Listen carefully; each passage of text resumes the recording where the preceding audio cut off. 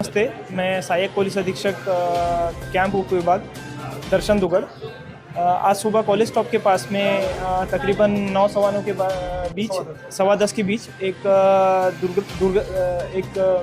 दुर्घटना हुई। उस दुर्घटना में एक जो गुब्बारे बेचने वाला व्यक्ति था उसका सिलेंडर ब्लास्ट हुआ और उस ब्लास्ट में कुल 5 लोग जख्मी हुए। एक व्यक्ति पे यहीं पे प्रयास हॉस्पिटल में उपचार किया जा रहा है। बाकी लोगों को अधिक उपचार के लिए नासिक भेजा गया है।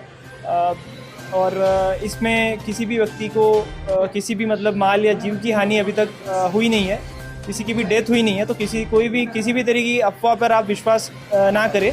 पुलिस प्रशासन की ओर से सभी को दरख्वास्त है कि आप शांति बनाए रखें और पुलिस इसमें अधिक जांच कर रही है। जैसे ही हमको कुछ पता चलता है हम आप लोगों को फिर से जानकारी साझा करेंगे। फ्लैग होस्टिंग की जगह से तकरीबन 250 मीटर की दूरी पर ये वाक़या हुआ है। यहाँ पे बच्चे गुब्बारे खरीदने के लिए आए थे और ये गुब्बारे बेचने वाले का जो सिलेंडर था वो शायद लीक हो रहा था या जो भी है, उसमें अधिक जांच की जाएगी। नमस्कार, मी सहाय्यक पोलीस अधीक्षक दर्शन दुगड। आज रोजी सकाळी कॉलेज स्टॉपच्या ठिकाणी एक फुगे विकणारा व्यक्ती होता।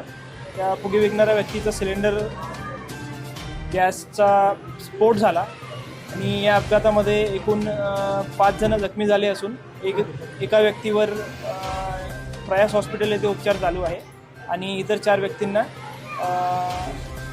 नाशिक येथे उपचाराकामी पाठविण्यात आलेले आहे। परिस्थितीवर आम्ही लक्ष देऊन आहोत। यामध्ये कोणत्याही व्यक्तीची मृत्यू वगैरे किंवा असा काही प्रकार झालेला नाही। कृपया नागरिकांना विनंती आहे त्यांनी कोणत्याही अफवेवर विश्वास ठेवू नये आणि हा अपघात झालेला असून या अपघातामध्ये आम्ही पुढील कार्यवाहीसाठी जे 2 व्यक्ती होते त्यांना आम्ही विचारपूस करण्यासाठी पोलीस स्टेशनला घेऊन गेलेलो आहे आणि पुढील कार्यवाही आम्ही करत आहे। नागरिकांना विनंती आहे की त्यांनी कोणत्याही अफवेवर किंवा कोणत्याही इतर गोष्टीवर विश्वास करू नये आणि पोलीस प्रशासन नागरिकांच्या पाठीशी आहे आणि तपास करत आहे।